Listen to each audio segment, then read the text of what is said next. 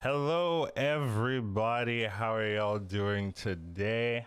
We're trying something a little bit new here. We're gonna do maybe a little talk show, a little podcast at the beginning of the stream, see how it feels, see if everyone likes it, and we'll go from there. But hello, I'm Collins, and I got my co-host here today, Shady Bunny. How are you doing? Doing very well. It's fun. Little nervous, right, as we talked about, but Yeah. it's good. It's always Something good we to have wanted you for a here. while. Yeah, it's always Yep, good to yep. have you here. Good friend of mine. Always had fun time. We decided uh, we wanted to do maybe like a weekly talk show, maybe a little podcast for Battlegrounds. I've kind of noticed there isn't really any like great like someone's gonna be like, oh, what about this show? And I'll be like, oh, I didn't know about this. But for me, I haven't really seen any great Battlegrounds like talk shows and things, just discussing strategy, discussing meta, discussing how things go on in the scene. So I figured, hey, I'd love to do one. Shady came, suggested to me as well, and I was like, I'm having the same idea, so kind of clicked on that, and bam. What about you? It's really fun that I I I came to Collins and I said, "Hey, I want to run something by you," and then Collins asked me, "Hey, you want to do a podcast?" Like, yes, yes, that's exactly what I came to ask you. So it was very, very coincidental. Yeah, That's a great thing to have happen. yeah. So it's just something we want to do, something that I think would be a lot of fun for the people involved, just kind of having somewhere to talk about the meta and things like that, right? As we've looked through the scene and the meta in the past, right? There's always been times where I'm like, I'd really love to just talk about, this strategy with someone or this thing with someone, just like, oh, have you seen this? I've never seen it before. It's so cool that this exists now, that kind of thing. So glad we started this kind of thing. We'll see how it grows from here. But for the beginning, I just kind of wanted to talk about like an overview of Battleground right now, the meta for now, just how it feels and how you like playing it. So for me, right, we just went through the prize meta, right? I think a lot of people were surprised how influential the prizes were. Just like, oh, you play this, you play the meta, and then you get your prize. Depending on the prize, it kind of determines whether you have a chance of winning or not, right? And I thought that was really interesting for me. Just like, oh wow, most of the time, the meta is get a good hero or find the direction and then go from there. But then it was like, no, who cares about your hero? Who cares about your direction? Get the prize, get on the house, and just like grab two Caligus at that turn and win the game. So we've kind of passed that now, and we've kind of went back into a more hero centric, direction centric meta, which is nice, right? I think for some people it feels that they're missing that like, oh, that spike of power, that spell prize. But I kind of like the slowdown, just like the more controlled style, like going from there. What do you feel? Sure, I don't have that much of a reference from before. Right. I did play the game quite a bit when it released, but I've only came back to it during the spell meta. So for me, it's I don't have that nostalgic feeling from pre spell pre prize, however you want to call it. I didn't mind it. I think that heroes were still for me. Heroes were important in that can they get me to a position where it's turn 7 right before the second prize hits? Can I get to tier 5 without being on the brink of death? Because the whole point is, hey, if you get on the house, you want to be able to go to 6 and then discover your 6 drop. And you can't do that if you've had to play defensively and you have to be on tier 4. Yeah. So reform curves in particular were pretty good for that because right now in this meta, reform curves go on 8 gold. You can level and hero power, and then you're on 4. They would do that on 9 gold as well, and then you'd be tier 5. Like for instance, secret guy could get you there, and then you'd have the ice block to be protected. But yeah, it's fine. I'm I'm adjusting to it. I probably did a bit better in the prize meta because I think it was really about can you get yourself in a position where you can abuse on the house as much as possible. I guess on the house and evolving tavern, those were the two really big ones. Whenever I didn't hit those, it was just like, all right, can I find a way to not get out of the top four, right? Can I find a way to not just bottom out because I didn't hit any of the big prizes? So then it was just defense, defense, defense, and hope that other people died.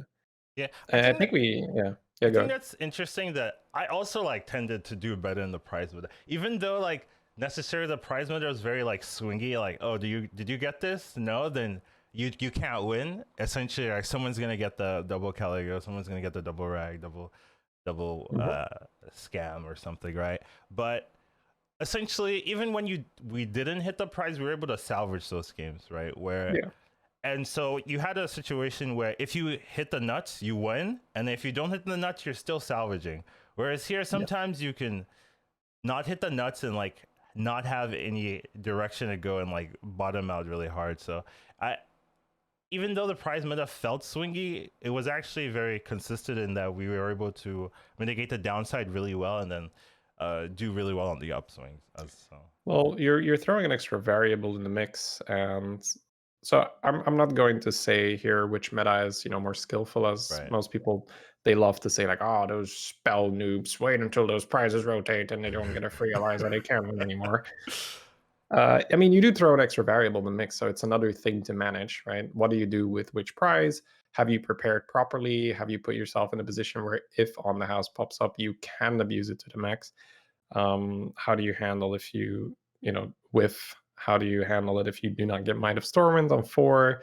Do you use those coins to power level and get to 4 quickly, take a pit stop, get some strong units on your board, and continue leveling to 5? All those things. Anyways, we talked about the spell meta, how it was a lot more swingy. Yeah. In this meta, I think we've already seen, at least for me, I've seen a bit of an evolution where at the start of the meta, Um, as you may know, I like to play a lot of taunt comp. For anyone not aware, right? But it worked really well because I think a lot of people hadn't really adjusted yet, and they were still really trying to play for the win, or at least go really hard. Like, all right, just give me a 6 drop, all in. All right, if I miss, I'm dead.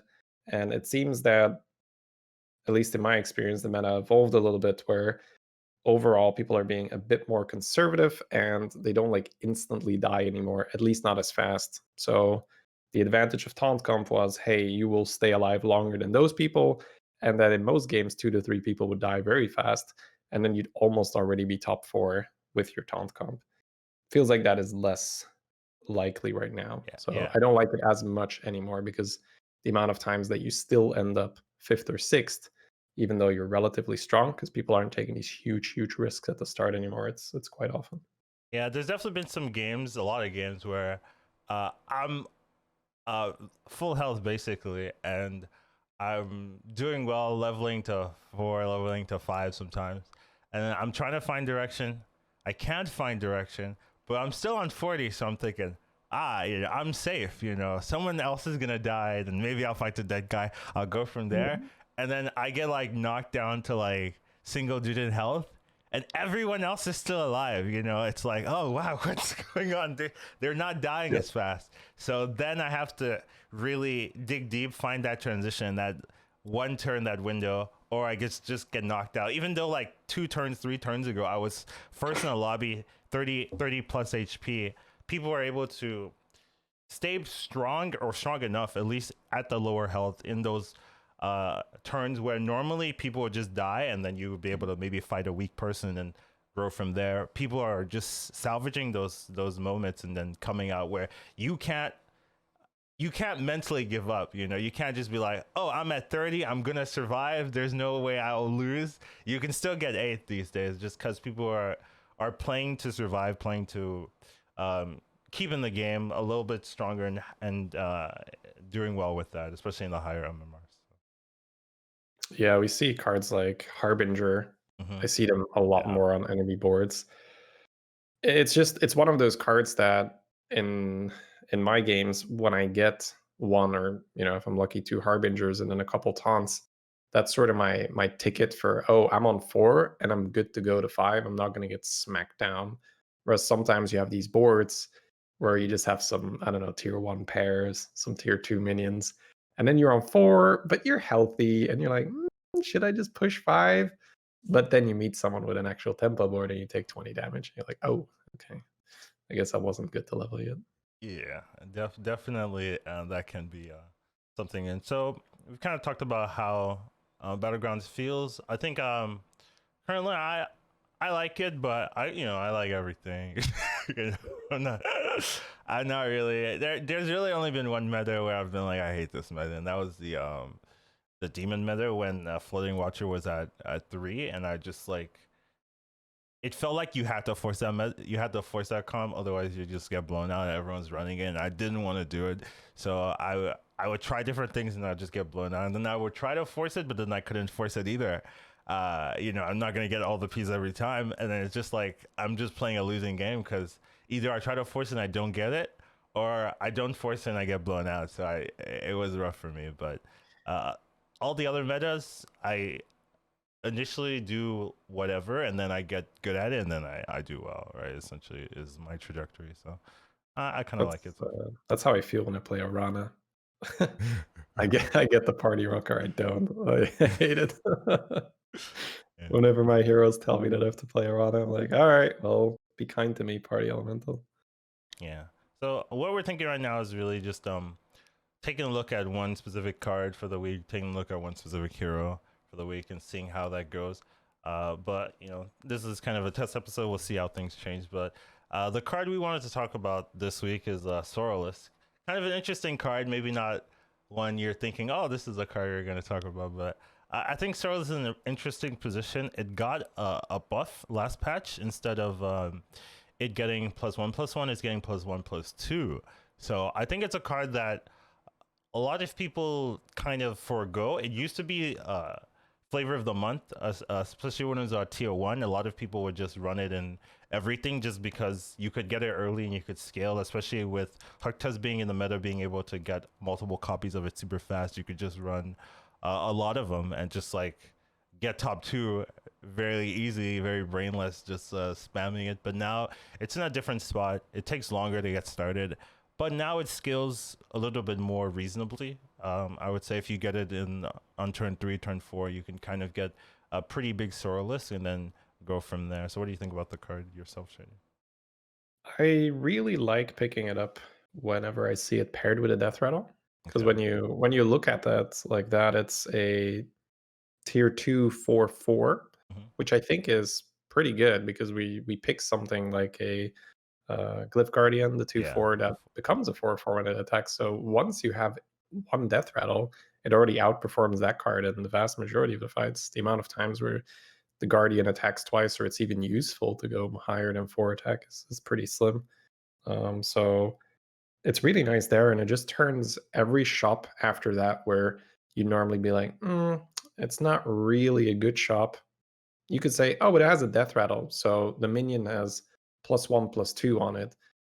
Maybe even better than that because I can use this minion to buff my sorrow, and then I can sell it later on, and I keep the benefit as opposed to, oh, I buy this minion to be temporarily strong, but then I have to sell it afterwards, and the benefit is gone. And the Saurolisk can usually stay on your board for quite a long time. You can use it to transition into Gold Run. If you're George, you can Divine Shield it, and it can maybe stay the whole game. So there's a lot of utility to it if you can pick it up early.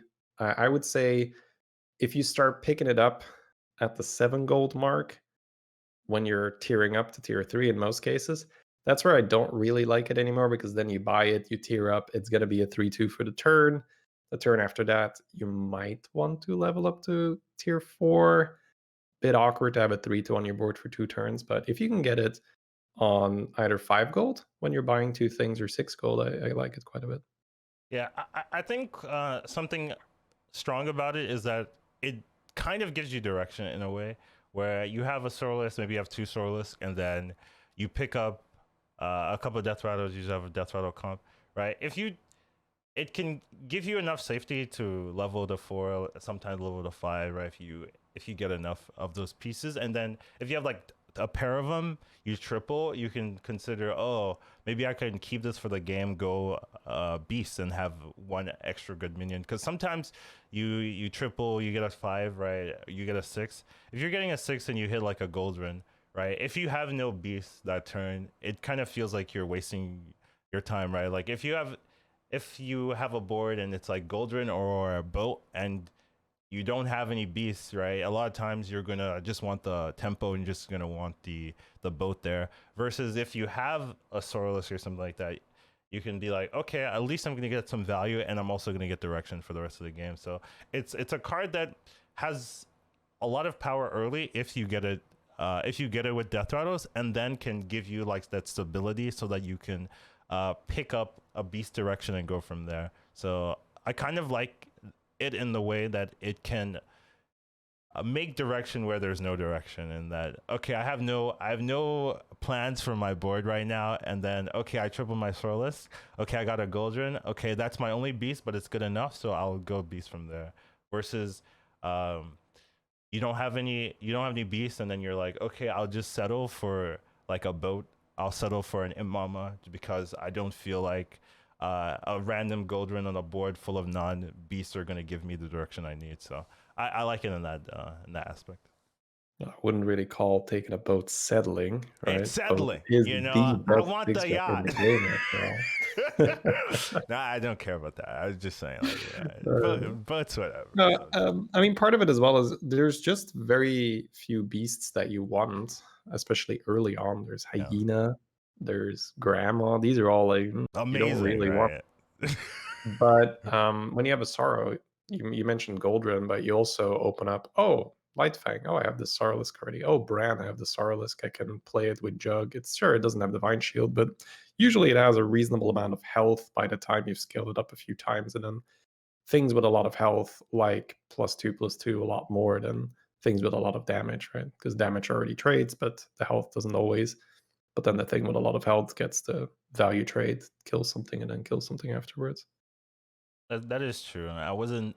I was thinking about just like the best case scenario in a way, but having Sorlis Okay. does open up a Just menagerie in a open way. that road as well. Yeah, yeah, Yeah. and things like that. So that is pretty true. So overall, we like the card. It's that's the feeling I'm getting.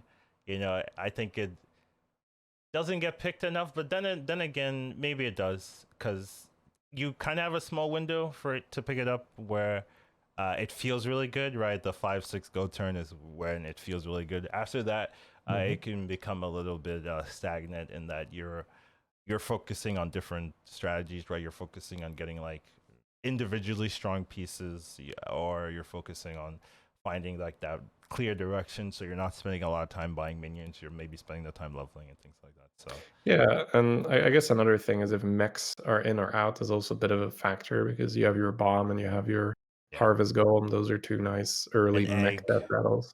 egg. I'm Yeah, sure, on 4, right? But I meant more like, oh, if let's say it's 5 gold and there's a Saurolisk in the shop, but not another death rattle, and you're figuring out is it worth taking. If there's no mechs in the game, you're less likely to grab, extra death rattles a turn after. Because I mean, you can grab a grandma, you don't really like it. You can grab a scallywag, you don't really like it. Sure, spawn is great. You could take an imprisoner. Those are all good cards. But I feel like when mechs are out, it's just less likely that you're going to hit those desirable death rattles a turn after. Yeah, I think that's something really interesting to talk about how different cards react to other minion types being removed from the pool, right? That's a whole like, Yeah, so, you can yeah, do a that's a whole whole episode roller on that. coaster You of can a do a whole episode on discussion. that But for sure. For sure. it is definitely something to think about when you're looking up strategies and stuff like that. So you see this archetype, right? How does this archetype work if a similar or a synergistic archetype is removed from the pool Yep, as yep. well? But yeah, that's the card we want to talk about this week. I think it's an interesting card. Just has a lot of upside, and it got buffed recently. So there's there's always an eye on cards that get buffed, just to see, is it actually a good buff? Does it actually change things? And I think it was a good buff overall. If I were to do it myself, so I think they made a pretty decent decision with that one. It doesn't feel oppressive. I don't go like, man, this guy's got two. What the hell, man? This is so stupid. But usually when I have two stars, I go, oh, this is nice. This, Yeah, this is fun. They have yeah. help. They can I do things. I think that's the symbol It's is a sweet spot. yeah. Right. Yeah. It shows it's a good design, good card. The hero we want to talk about this week would be Silas. Oh, Silas. This one. That's the hero. Yeah. I think it was a hero that I've never I don't know I never know how to feel about this hero. I think I do that a lot with heroes that aren't that have random effects in their abilities, where it's like it's not consistent, and I'm not talking about random effects in the way like Rafam's effect is technically random, but you always know you're gonna get a minion. Well, unless people are trolling. These days, if you're fighting a Silas and that Silas might go up on 5 gold, you might not get anything.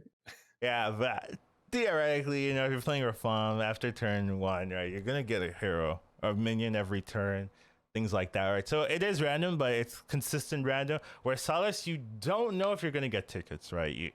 It's not a guaranteed thing where you're guaranteed one ticket in the shop. And even if you are, even if that was the case, right, it's not guaranteed it's gonna be something you want to buy and things like that. So it has that big swing factor where sometimes this hero is just like, oh, every minion has a ticket. Oh, let's go buy everything, just get a ton of value. And then sometimes it's like, well, there's a token and then there's a ticket.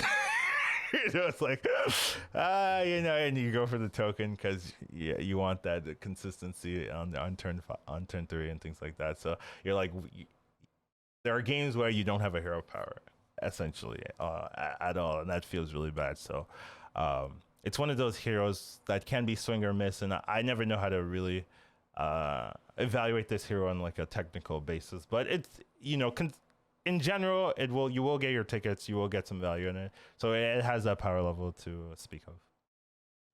I think the reason why I like Silas and the reason why I do well with him is that a lot of the game in my I guess in my experience comes down to, okay, I'm on 6 gold. What does the shop look like? And it's crap. Okay, what do I do now? If I'm a Reno or just like a regular hero that doesn't have this like super strong hero power to keep me alive, or if I didn't start with a token, because you can be a Lich King, you can be an Elekir, but if you don't have a token and you have to level on 5 gold, your hero power doesn't do anything anyway.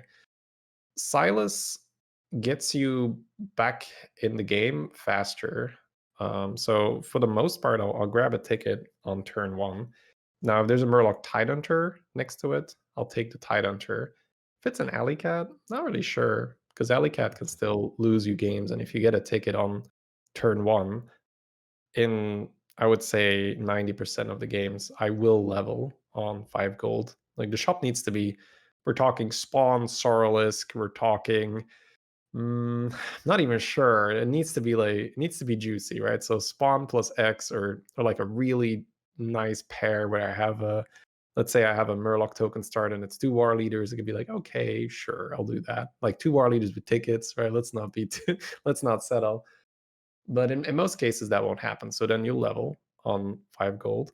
6 gold comes around, and if you've grabbed a ticket on the first turn, it is already possible that that turn you stabilize with 2 things from a potential tier 3 shop, where maybe 1 great unit with a ticket and 1 okay unit with a ticket. You take those, you discover an extra tier 3 unit, and suddenly you have 4 units on the board if you started with a token on 6 gold. And most heroes can't do that.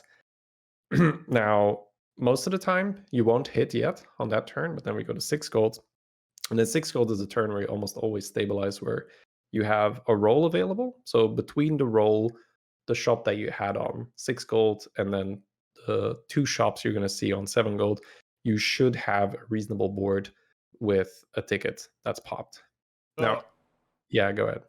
are you only doing this if you start with a token start and then you don't like the shop on 5, No, or are you doing I'll this play 0 units. Yeah, I'll okay, play 0 so units. let's As say well. you start with like the 2/2 reborn taunt, right? You're just gonna sell that to level. You're like, I don't care. Sure. All I right, mean, just clarifying preferably for if it had a people. ticket on it. Yeah, yeah, yeah. Yeah, just So I clarifying for might take a bad unit over to 2 if it has a ticket on it as well. Like okay. you could take a hyena over to reborn if it's got a ticket, because Okay. sure, I see where you're coming from if that's the because strategy. it will probably save you more health if you get to cash in. Now, a lot of the time, you get a reasonable unit with a ticket on it. Right. Doesn't always happen, but um, and then even in the case where let's say the shop just gives you good units, but the tickets are on the crappy units. Sometimes, because of the way you leveled, if you're on 8 gold, you can go to tier 4 very easily because tiering up will be 5 gold and buying a unit is 3 gold. So then that's 8 gold. Whereas most people, if they want to go to tier 4 on 8 gold, it's I have 1 gold spare, I have 2 gold spare. I need to sell a unit if I want to buy something. And then if you haven't been able to cash in on your tickets yet, you can go straight into a 4 drop. And at that point, in order to stabilize, you can grab pretty much anything from that shop for 3 gold if it gets you a 4 drop as well. And then suddenly you're strong. You are on tier 4 at a desirable time, I would say. 8 gold for me is when I want to be tier 4. Doesn't mean you can always do it, but I like to do it. And then you can just spend the turn going, all right, buy. If those purchases come with tickets, you're so strong that the turn after that it's straight to 5. And then if you've hit the nuts, so to say, you can go to 6, and that's where the real fun starts. It's like, ooh, ticket. Oh, I get to discover an Eliza. Oh, Let's man. go. Let's do some stuff. And that's a lot of fun. So I guess I like Silas a lot because it makes it so that I'm never truly disappointed on 6 gold. Because either I do what I'm gonna do anyway, which is level, or I go like, that's a really good shop. Let's take that shop. You mean on 5 gold? Okay, I see what you're Yeah, saying. 5 gold. Okay. Sorry. All 5 right. gold when you go to tier 3. Yeah, yeah. That's interesting because I don't play Silas like that. Generally, I'm probably a little bit lazier. I just play it normal. Sometimes I like the ticket. Like if I can get a ticket on two, I like it because you can hit spawn and just have a really strong board and then just go from there. And strong enough that allows you to level from Tavern 3 straight to Tavern 4 on 8, and then like you can stay on 8 and like improve the board from there. But I like the theory behind just straight up leveling to Tavern 3 and then getting a tier 3. I like it a lot, especially if dragons are in the pool, right? Because then the Bronze Warden's an option. Hungry Dragon, I like that card. It's an option. It is it's fun. Yeah, It's a bit tougher to get it going though, because that right. first For round you're not sure. gonna win. Yeah, for sure. But yeah, from 7 gold onwards, Yeah. you could farm it. Yeah, so um that like that when it comes to leveling to Tevo or staying on turn 3, leveling turn 3, right? It's really those minion types that really dictate it, right? When dragons are in the pool, right? There's a lot of good dragons on 3. Mechs are in the pool, you can get Deflecto, go from there, right? Elementals also have Divine Shield value. So there's a couple of minion types that have a lot of value that you can get on 3, whereas I guess Murlocs also have some value, but I think for me it's mainly arm. You can hit arm on 3 and then you just if you get one taunt, it's just such free power because the way how people that's position another thing. in the early mid game is, all right, my big boy in position 1, he's gonna chunk, and then it's like Kekwe that ran into a 10 damage taunt, and it died. So you get such crazy tempo from having say 1 to 2 taunts with an arm down. Let's say dragons are in, and you have the 4/4 dragon that buffs the bronze warden on your board, or the Hank, or whichever dragon you have, and then that 4/4 is kind of whatever after that. But if it then gets 6 damage, 8 damage, 10 damage, suddenly it's like, wow, their 10/10 Wrathweaver ran into this, or whichever stats it has, and it actually died. So if you get an arm early with Silas, I can't remember a shop where I was like, yeah, I'm gonna skip the arm for the other thing. Because it starts out as a 4/5 as well, and just 1 or 2 taunts after that give you so much momentum. Yeah, that is interesting, right? It doesn't really seem like players are playing around Arm. Arm is another card like to discuss, like with the Saurolisk. Like Arm would be another great topic to go into, right? But you think like maybe with time people would start assuming, oh, they might have an arm. Let me put my like 3/3 minion in first, just to chunk like the 2/2 the reborn minions before the arm buff. Like just trying to play around that. I think that would probably take some time, and you'll probably won't see it with every player, right? It'll probably be like those specific like grinders and things like that that really understand. Oh, a lot of people are playing Yeah, this meta you got to get style. punished enough for it Yeah, until you start that's how I not learned. putting your big guy there. I mean, there's lots of upside to putting your big guy left, right? Yeah, I'm not saying that it's wrong to do it. I'm just saying if you have an arm and you have a very high attack taunt, you can take advantage of it yeah. for So sure. it's definitely interesting to see um, how I always find it fascinating when small changes in minions, like some small buffs, small nerfs, right, really just like dictate like the whole meta essentially at times where it's like, oh, this used to be in every game, like especially like Elizabeth or what was that the tier Just release six the tier 6 4/4 divine shield minion that got Lystra. removed. Elystra, yeah. Right. In every single game, right, you're seeing Elystra. It used to be a 7/7.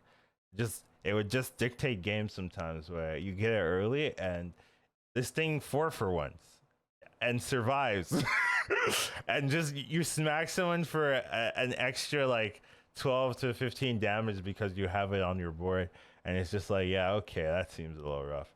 But yeah, it's interesting just it's a tier 6 minion, yet it was so impactful, right? You think, oh, it's tier 6, you're not going to see it that often, but You talking about the pre-nerf or the post-nerf version? both of them, Oh, yeah. okay. Because I wasn't like, if I pull an well, I only played spell meta, right? So if I Right. pull an early Illustra, I never felt like, wow, great. It's just more Uh, like, okay, I guess I'll well, put it on the board and when it was a actually look. 7/7, you felt wow, great, but Yes, when it yes, was a sure. 4/4, Never maybe not played as much. Yeah. that. I Okay. do agree with that. I just like that it's no longer in the game because my scallywags don't get blocked anymore.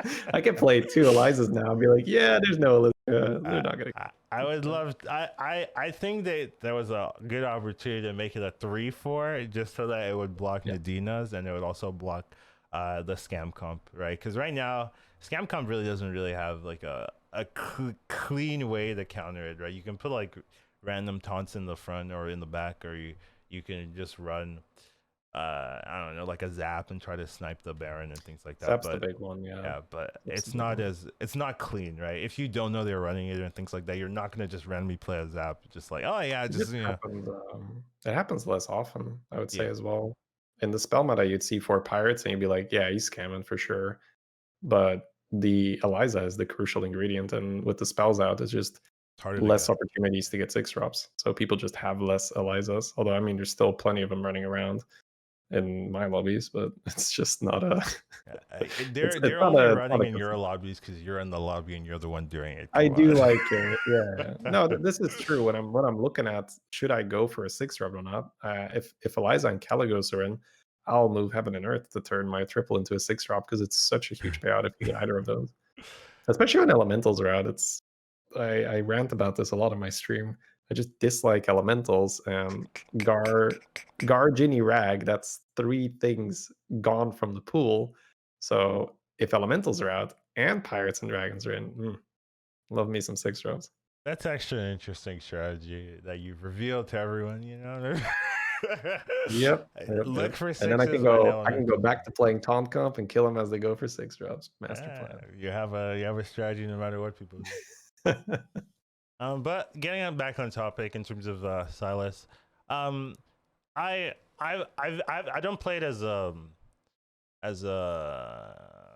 level inspired as Shady does, but I think there's definitely a lot of merit to doing that. I kind of do it randomly, but maybe that's why I don't have like a real like I don't. He's not a hero that I'm like, yes, I got a Silas. I'm just like, okay, whatever, Silas, right? Where for you it feels like you're like, yes, I got a Silas kind of thing, where you're a little bit more happy than I am. So it seems to be working for you. So it's definitely something I'm going to be trying in my own games if I don't get a good start on 5 gold and see how it goes from there. It's just a little insurance policy. That's how I look at it. Either the shop's great or I do what I'm going to do anyway. And I don't feel bad about tearing up because I know I'm going to catch up faster. So next topic we wanted to cover today was kind of the difference between playing to win and then playing to top 4. I hear this a lot on our streams, just like, oh, how do you know when you want to win the game? How do you know when you don't want to go all out in winning and go for like a top 4 placement. And we'll always talk about this sometimes where we have like a role and we're like, all right, time to win the lobby. And then there we'll have a different role and like, all right, time to, go for top 4 or top 5 or top 6. Sure. that kind of thing. Don't kill me next turn and I'm happy. Yeah. So I think it's a good strategy that players should definitely learn when to recognize when you're in a position where you can take the lobby and when you're in a position where either there's someone else taking the lobby and you don't, you want to not die to that person and just go and let him kill everyone and then just take the second, third spot versus trying to salvage the game from maybe like a bad triple, right? You get a triple for 5 and it's like a bunch of things you don't want, doesn't fit your comp, and then you've essentially used that whole turn to get nothing in response. Like maybe you got like a 2/4 Ragnaros with no way of going dragons or something, and things like that. So I think it's something people want to look at. What do you think about that? Yeah, I think for me, a big indicator, you mentioned one of them, which is whiffing on your triples. I think you can, as you know as well, you can salvage that for sure if you're just strong and it's like, oh, that was just one of my many triples that I can get. Like I'll fix this later. If you had a really good early game, so I think it starts in the early game. Sometimes you just have these chops where, we talked about having to level on 5 gold. Silas likes to do that. Not every hero likes to do that. Like for instance, if you're in Azoth and it's just terrible, terrible shops, you have that fish. You rely on buying death rattles. It's bad times. And then let's say you don't get a good shop on tier 5, you tier up, you get a good, or sorry, on 5 I say like turn 5 gold, I mean, right? Yeah. So 5 gold, you have a bad shop. 6 gold rolls around, you're on tier 3, you're like, all right, let's get those deflectos, and it's tier 1 and tier 2 minions. So you're like, Bob, what the hell, I leveled up, where's my tier 3 minion? I those say kind this of games so often. Like, yes, did I level? right. I hate it. I think you should get tier 3 minions or like at least one or something. I don't know. Whatever. That's for a whole other day. But yeah, but when that happens, then you can already say, okay, so unless something is going to happen here, I'm going to be in a bad spot because I leveled, I took damage. I'm buying the same minions as they are. I'm still taking damage. Next turn, I either need a phenomenal shop or I'm still taking damage.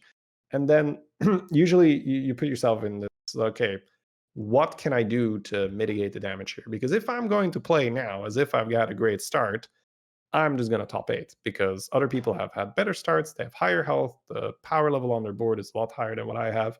If I'm going to try to go to tier 5 with them, oh, I'm just dead, right? So a lot of the time you just look at it, okay, how can I salvage this? One of the things I like is taunt, obviously, right? If you can get Harbinger, if you can get an arm with a couple of taunts, you can generate a lot of power fast. But Juggler is also a great example. If you have, say, you open those tier 2 minions and it's an Imprisoner, you can take that. Hey, next shop rolls around, it's a Juggler. You can start building from there. And then it's perfectly fine to just put on the blinders and say, okay, I don't care about anything past tier 4. I just roll. I take jugs to make my comp more powerful. I take stuff that fits what I have right now, extra Harbinger, extra Juggler, or you could play Divine Shield comp, something on tier 4. You can play full mech and never care about tearing up. Sure, you're not gonna win, but other people that are trying to win and then get smacked down by the high rollers that do win, they're gonna die before you because you've sort of bunkered down and said, okay, this guy's gonna kill me next time I face him, but not this time. Whereas other people will die to them this time because they're caught mid-transition when they have a brand, but they're not big yet, or they have some Murlocs, but they're not buffed yet. Yeah, I think that's really important to talk about. A lot of people, when they're playing, always think you need the best comp to win.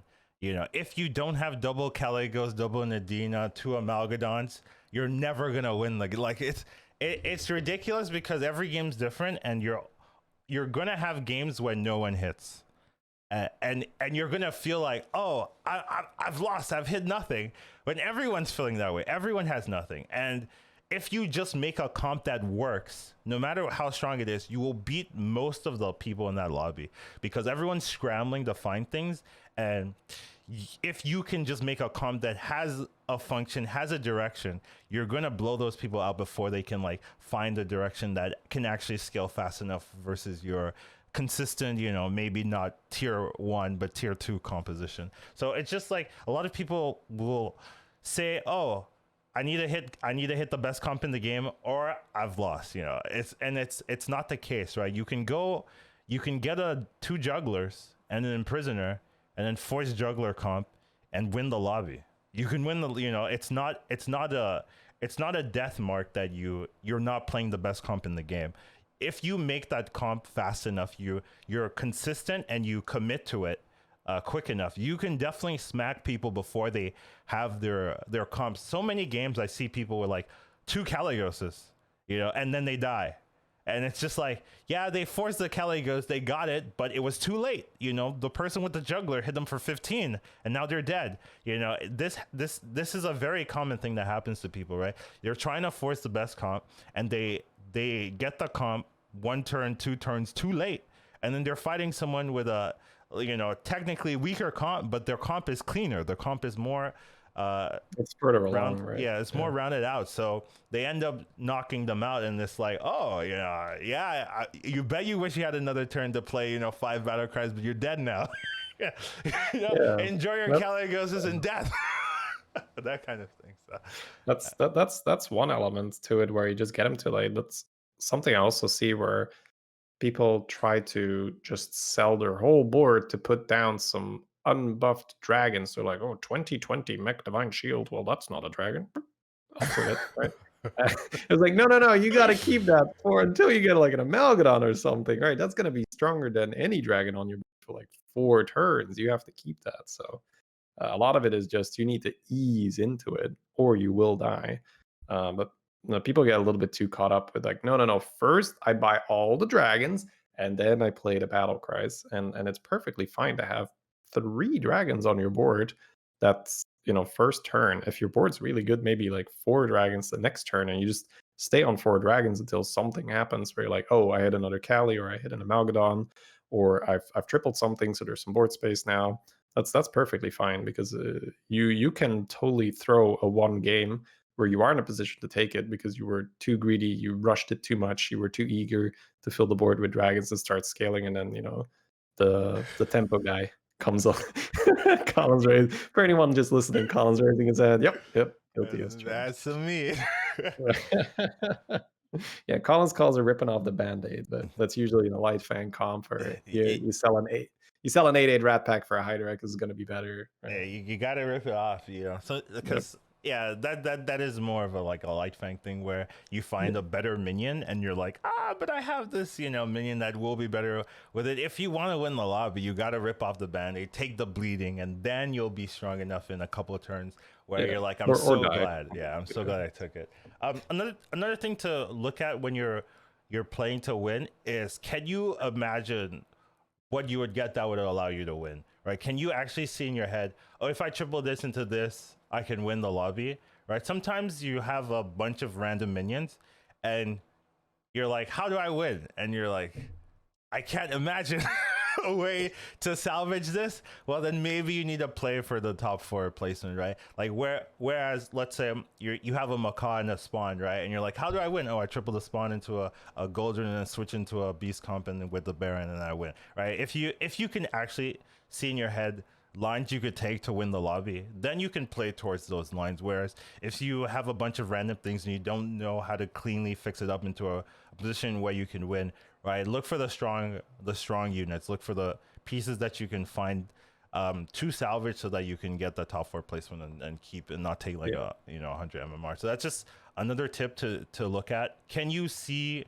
the lines to take to win, or are you just like, do you have a bunch of random minions and you don't know what to do, but you're like hoping, oh, maybe I'll just I'll hit a whole direction in one shop, essentially. Like, that's what people are thinking in their heads when they're like, I don't know what to do, but maybe I'll hit a whole direction in a shop and go from there and win.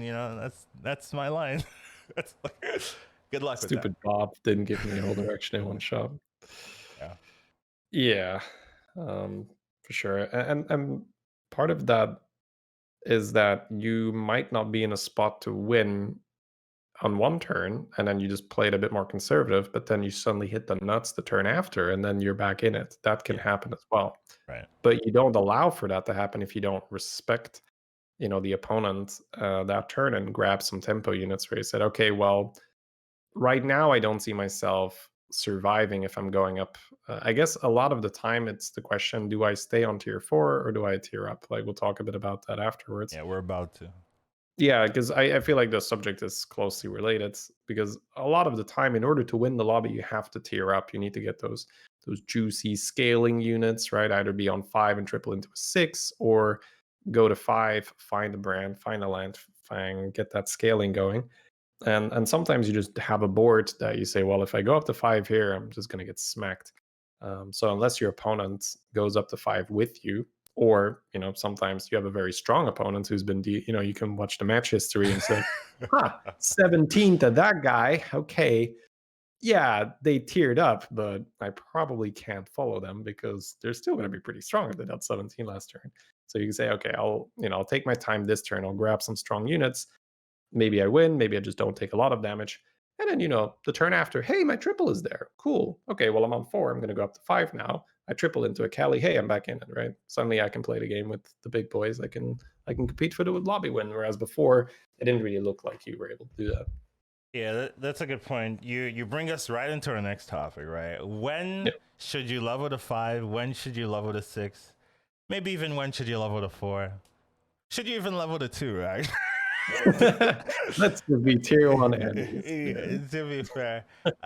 So a lot of times in the meta, right, you're looking at your board, right? You're looking at your shop, you're like, can I afford leveling to 5? Can I afford leveling to 6? I think leveling to 6 might be the most common bait that I do myself, in terms of like my own gameplay. Right? I look at this and I'm like, I don't feel like trying, and I have 8 gold.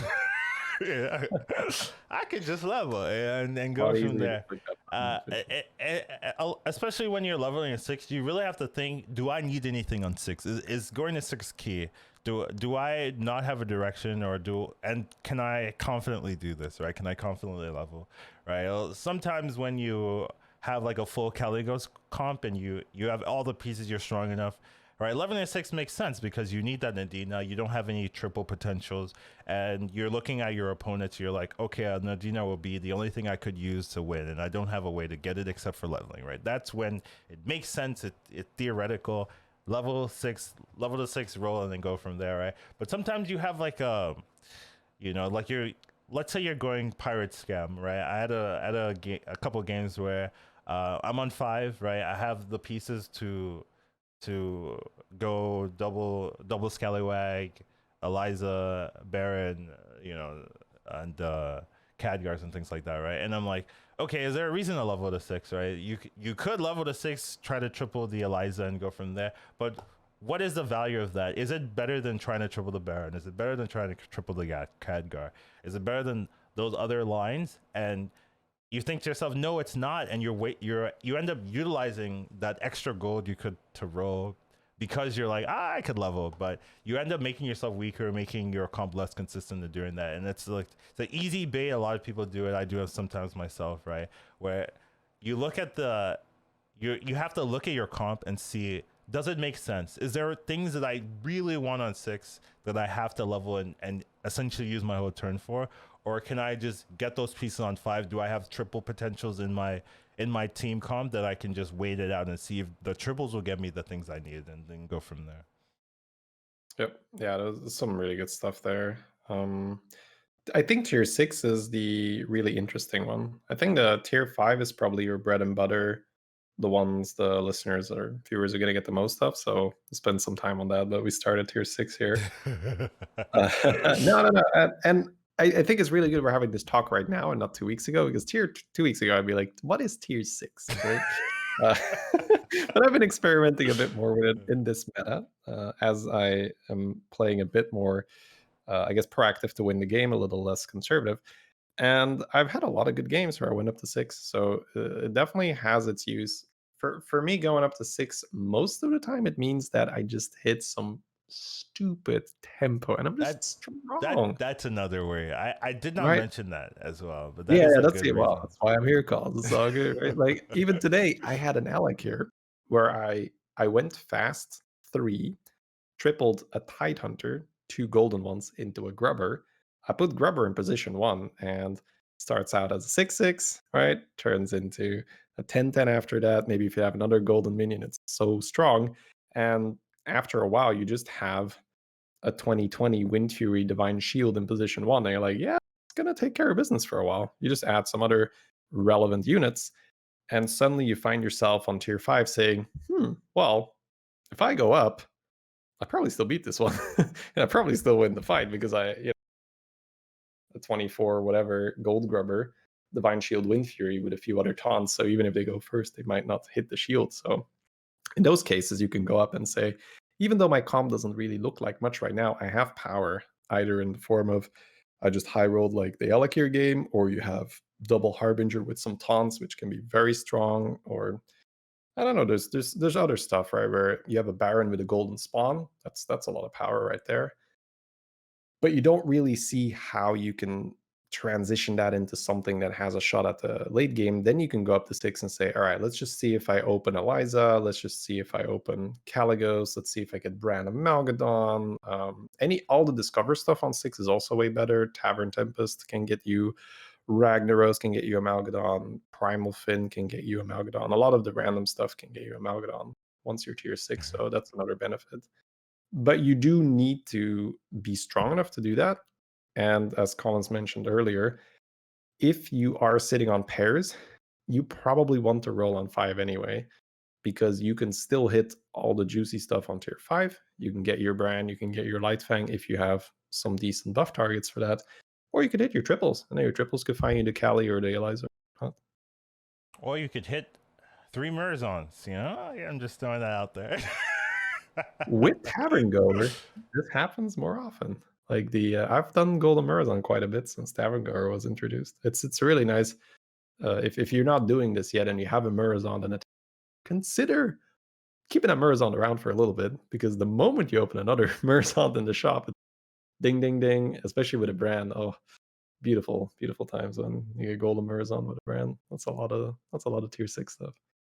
Okay, what do you think about leveling to 5, right? We talked about leveling to 6 really Sure. essentially, right? So sometimes it'll be, let's say, 9 gold, right? Which is very common. You level to 4, right? And then the next turn you're like, okay, I'm on 9 gold. I have this, wash like random smorgasbord of units. Do I want to level to 5 and try to, hit a brand, hit a light fang, hit maybe Mama Bear, hit a Battle Master to stabilize, or should I try to roll on 4, kind of look for a taunt comp, look for a mech comp, look for maybe just good units, maybe Divine Shield comp, that kind of thing, right? When is what is the identifiers that you're looking for to go to those, to take that plunge and level to 5 Yeah. versus staying on Well, a 4? lot of it is hero dependent Okay. and whether you had a good start or not. So you mentioned 9 gold going up to tier 4, and that might still be the standard for most people. But for me, Right. the standard is I'm on tier 4 on 8 gold. On So I the like to go up a bit yeah, faster. that's true. So that changes things where my natural flow of the game is I'm going to be on tier 4 on 8 gold, and then I spend pretty much every time one turn on tier 4 where I just pick up some strong stuff, or perhaps hit a triple into a tier 5. Or if I'm feeling up for it, freeze the triple if the money makes sense, put some strong stuff on the board the turn after, go up to 5, and try for a 6. Most of the time, if you have dragons on your board and Caligos is in, or if Eliza is in Eliza, you can play without any pirate on your board, just play Eliza position 1. Now,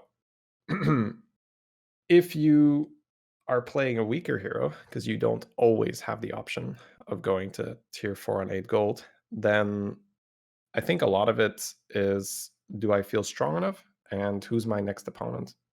Also, do I have pairs?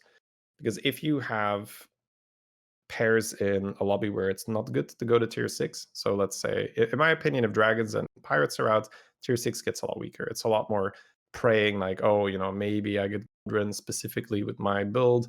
Maybe I get 2 Ragnaros in a short span. You see, it becomes a bit of a stretch pretty fast, right? Once dragons and pirates are out. So then it's perfectly fine to stay on tier 4 and try to triple into a 5 if you have your pairs.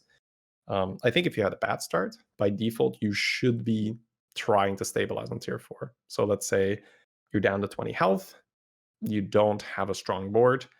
There's nothing wrong with just rolling on tier 4. If demons are in, you can do Juggler Comp with Ring Matron, which is a very nice tier 4 demon you can pick up, and you can triple into your Mal'Ganis or Void Lord.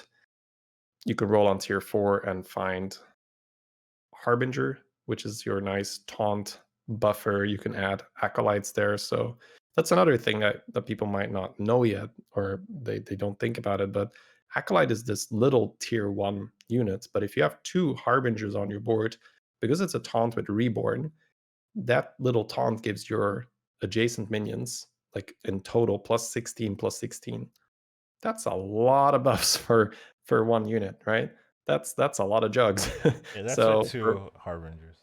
right, yeah, that's with 2 harbingers, right? So that's what I'm talking about. So you can totally do that and just wait it out and either be strong enough to then go up to tier 5 if you say still hit your triple and it's a good lobby for a 6 drop, or you can just wait it out for people to die.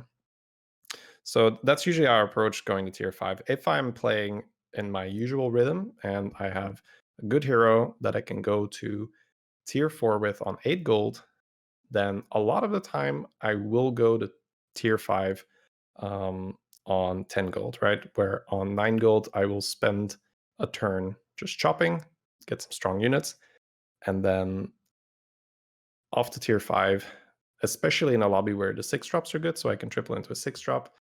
Or if I'm just strong and I'm looking for Bran or Lightfang or anything to make sense of what I have at that time.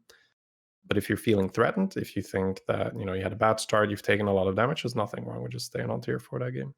Yeah, for me personally, how I kind of look at it is, I'm either staying on tier 4 if I'm, if I feel like I'm going to die in the next 2 turns, then it's like, well, I feel like I'm going to die in 2 turns. If I level, well, I'm definitely going to die in the next 2 turns, unless I hit like, Brand double Battle Master and yeah, another demon buff or something like that, right? So, if I'm feeling extremely pressured, then I can stay on 4 stabilized. Another reason I stay on 4 is I wanted to play a comp on 4. So let's say I have 2 arms and like a neural module or something like that, and I can just go like taunt comp, commit to that. Well, don't really need a level of 5, so I don't need to do that. Let's say I'm playing double deflecto and I can just go full mechs. I have a sensei because that's how I play when I play mechs. I just stay on 4, divine shield them up, and then go from there. Let's say I just want to play George, for instance, and I have a bunch of the 3/6 dragons, and I don't feel like leveling here. I can just divine shield the 3/6 dragons, and then just have a poison Murloc's divine shield as well, right? You can do that on 4, so no need to level there. Then it makes sense. So usually when I'm staying on 4, there's either a reason for it, right? I have in my mind a composition that doesn't need a level, or I'm feeling like if I level, I'll take too much damage and I won't be able to stabilize quick enough that it doesn't justify the level. But technically, my standard, if I get a good hero and I'm doing well, I'm usually looking to level to 5, because a lot of the comps I'm familiar with, I would say, start on 5 or have a 6 as a functioning key piece in there. Maybe Goldrin, maybe Eliza, maybe Caligos, maybe Nadina, blah blah blah. Right? There's a lot of key pieces.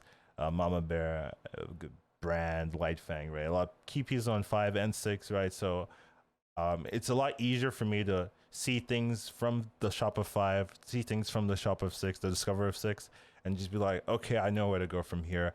Where with 4, it's a little bit more.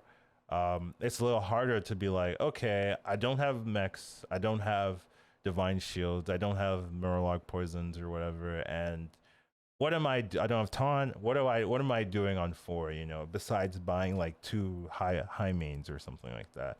I don't know where to go. Staying on 4, where at least if I'm on 5, at least I know what I could find in the shop to make me do to make a direction, get a composition. Where sometimes there's nothing I could imagine getting on for. That would be like, okay, now I know what to do. I've got my direction. Da da da da da. So that's kind of the reason why I sometimes level to 5 a lot, but unless I have a clear direction on 4 or I'm feeling pressured, that's kind of my standard. Yeah, and what we talked about as well, I can only speak for the elo that I've been playing at the whole time. I think if you're playing on, let's say you're more a mid-level player, there might not be as much pressure in your Yeah, games as well. So for sure. maybe it is just a really good rhythm to be like, all right, well, one turn on 4, shop, shop, shop, get strong, and then off to 5 and try to win the game, right? That could perfectly, that could on average just work out really well for you. And I think that is sort of the standard formula that I try to follow as well.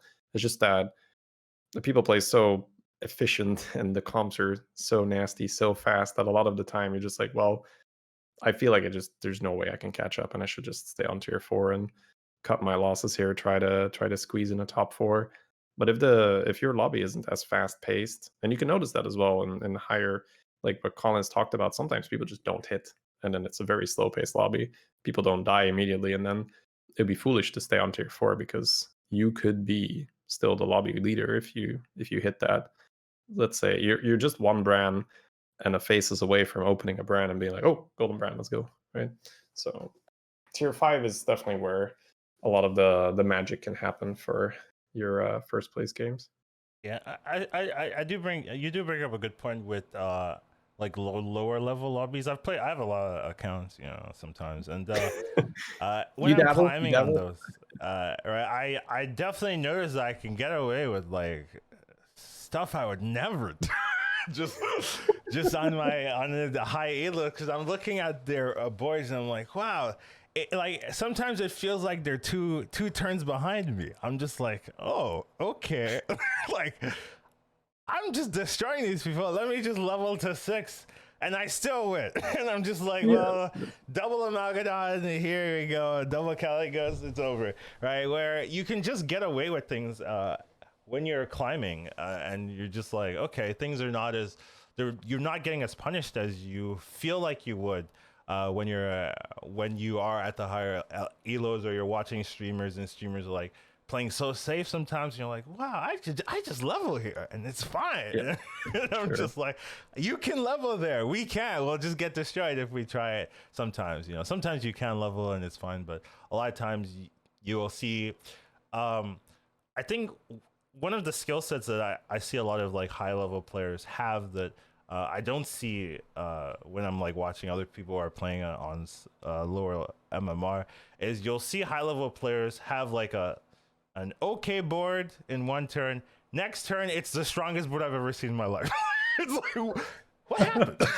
When did Yeah. this happen? Like you're just like they are able to capitalize on a small window, a small moment of time, like a small opportunity. They'll get the golden brand. They'll get they'll get a Mirazond or something, and then there's like they have like 16 gold that turn, and then they're using all that gold to change all their comps. They add an Amalgadon, da da da da da da da da. One turn, they go from just like like a brand comp with like some random trash, and then it's like double Amalgadon, Nadina, da da da da da da, and you're just like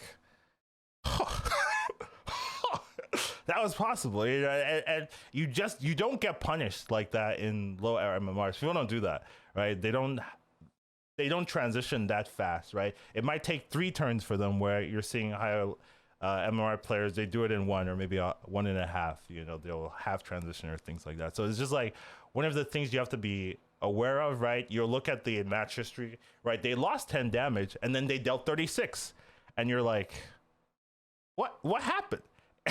Like they transitioned and they made their comp work, right? Where you don't see that in low MMR. So it's just something you have to be aware of when you're keeping track of people's match histories and seeing like, oh, they have 9 triples. Oh, I wonder what board they have. That kind of thing. So it's just something that I notice a lot when I'm watching people play and things like that. They are very skilled at making comps in a short amount of time.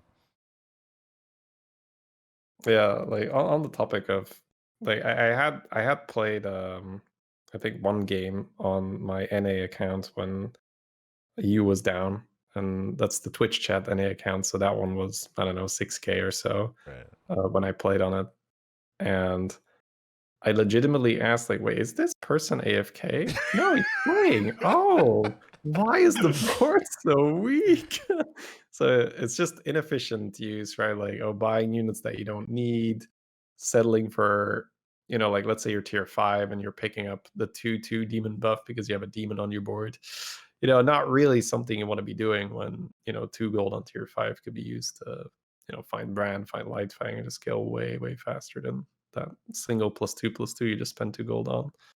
Not to say that that's never to play, but as you mentioned, high elo players a lot of the time they're just so damn efficient, and they get an insane board from one turn to another. Yeah, I think that's a good point. And when to level to 5, when to level to 6. We really didn't talk about leveling to 2. I think you should level to 2 whenever you feel like it. I don't think that's too Reasonable. complicated there. Maybe turn 2, level 2. That kind of thing. Unless you're going like reform curve or whatnot, but those are very specific. Last thing I want to talk about is just like juggler comps in this meta. I think it's a comp a lot of people don't really look at, but it has a lot of potential. And like if you can get the pieces early, you can really just deal a lot.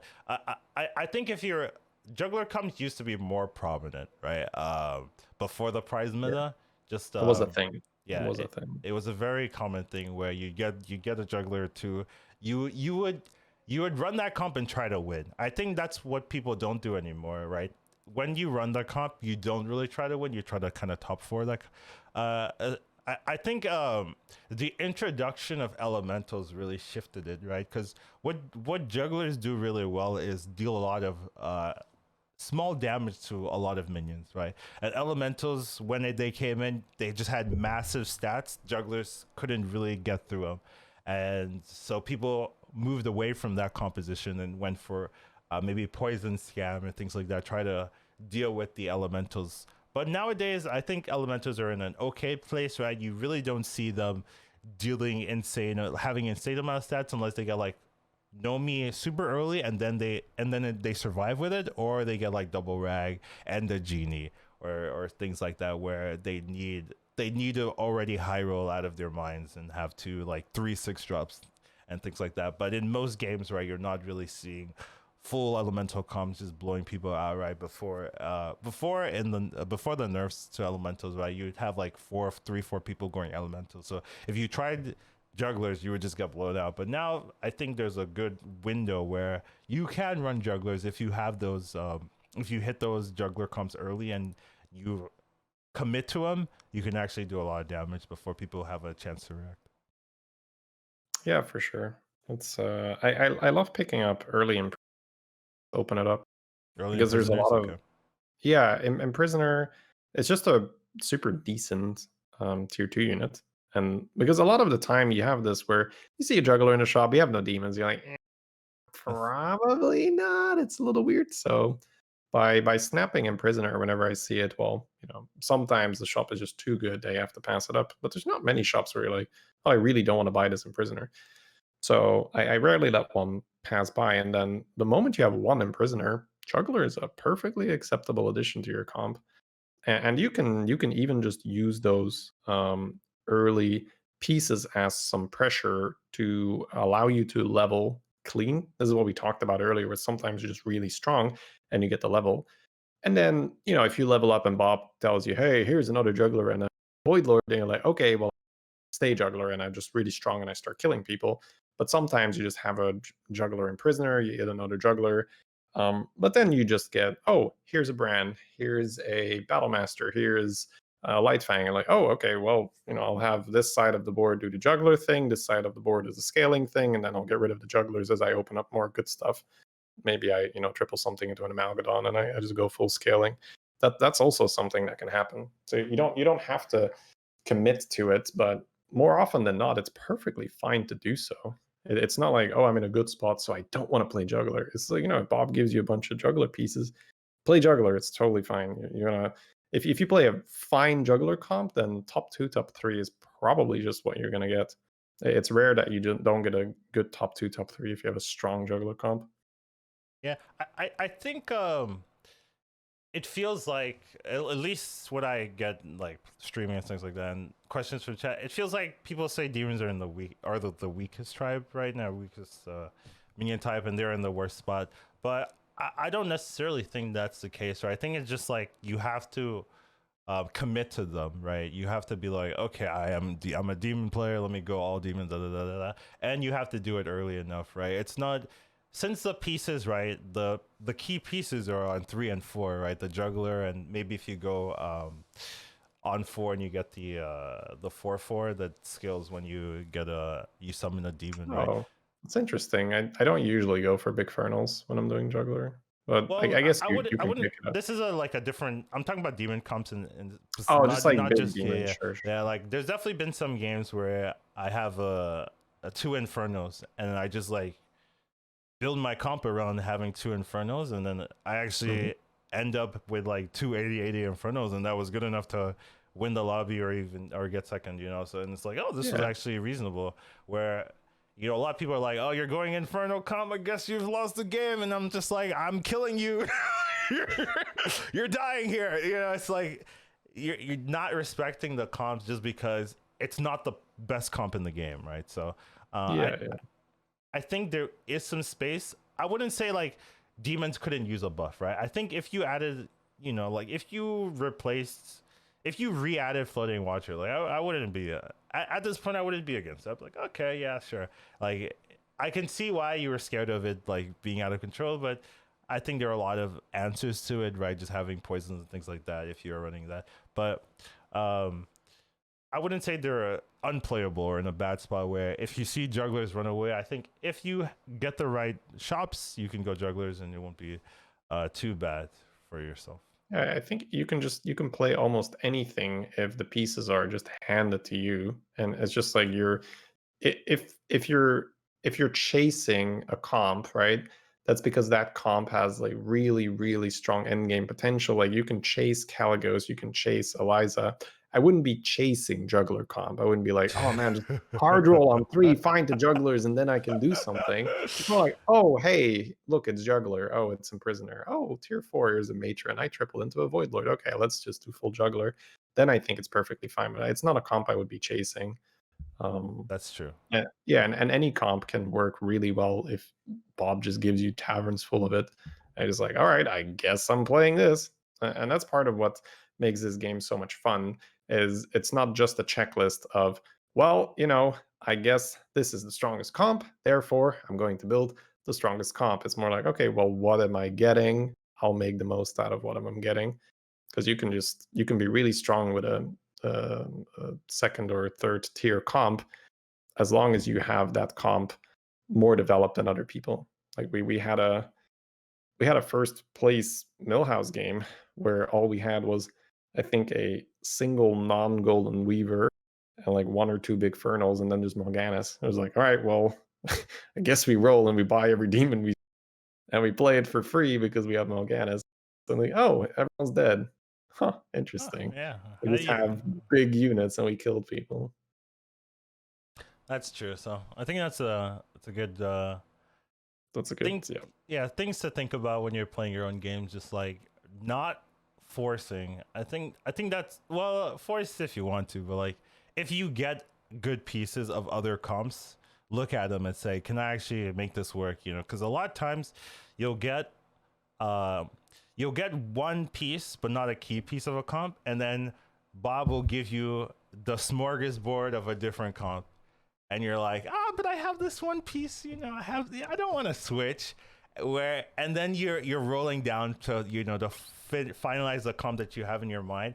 Whereas if you just took the comp Bob gave you, you would have placed higher, right? You would have had a much cleaner start. You would have maybe taken a lot less damage, you know, and maybe even though the comp might be weaker in your mind, you would have gotten a better placement because you wouldn't have to spend that time rolling and things like that. So it's just like something to think about when you're in your games, just not baiting yourself, right? Not trying to force this half a comp that you have and play the comp Bob gives you, you know, that kind of thing. So I think that's pretty nice. For us, this is our first little podcast. Uh some there's a lot to work on. I would say. I think I had a lot of fun. It's always good to talk about battlegrounds, things like that, and just like uh all the little changes that happen in battlegrounds. Right, every time there's a patch, right, the first day of the patch, right, it's like nothing's changed. The next week you're patch, like the whole game is different. it's like so interesting to go through that that revelation of like, oh, this small change actually makes everything different in terms of leveling or what to look for, things like that. So I'd like to be able to see that kind of thing. There's a new expansion coming up. Maybe they haven't really revealed a lot of the changes they'll have, right? But there'll definitely be some changes. Definitely be a new minion type add-in, things like that. So when that comes around, we'll definitely want to talk about those small things. Anytime it comes to predictions, I always like refrain. Like, I can't see the future. I can't tell you how good this will be, but we'll do it anyways. And we'll be wrong most likely. But the extra things we're trying to have is like having viewer questions. Right now we're kind of just like building it up, making sure that we have things to talk about, things that interest us, things to analyze and gameplay and things like that. But if you have viewer questions, I would love to hear that from you. What would you like to talk about? What do you think is interesting in the meta, things like that, right? Any improvements, any ideas, sections that you'd love to see, let us know. Shady wants an email. I haven't made one. But I might do that. I mean, just do that kind of thing. Maybe send it on Twitter or whatnot. There's a lot of ways to reach out. We're also looking for guests. Right now, maybe the first couple episodes, we might just keep it to ourselves just to get a feel of how to get the swing of things, right? But if you want to, get on here, talk battlegrounds with us, I'd love to hear from you. So just send us a message and we'll see like that. But just like this is our first episode, pilot episode, kind of see how we want to do this moving forward. And I do appreciate you guys for watching. Appreciate you guys for sticking around. Just getting a feel of it. Kind of seeing, oh, this is what they want to do. Oh, yeah, do we like this? Do we not? that kind of thing. So, definitely, it's definitely fun. It's definitely like exciting. I was feeling a little nervous right before it started, just because it's new, but we get into it, start talking with Shady, it all falls away. So definitely kind of nice when you have good co-hosts and things like that. So I just want to thank you, Shady, just for being here, being a part of this, kind of. My pleasure, man. I'd say the feeling is very mutual. There's like a hint of nervousness before, but then you go on. You're like, oh, well, this is what I do every day, and I'm just talking to my friend. We're talking about the game I play every day, so it's very, very, very natural. Yeah. All right. So, ending at the finals of this, anywhere they want to reach you, Shady, if you want to plug yourself. Oh, for sure. I mean, just twitch.tv/ShadyBunny. That's where I stream for the most part, but I'm pretty sure that most people that listen, I don't think this is gonna first up very very large audience, but hey, if you want to watch some BGs, that's where it's at. Yep, and I am in the ether. Maybe you'll find movie or not. I don't like promoting myself. Anyways, thank you guys for joining us here. You look like an ass.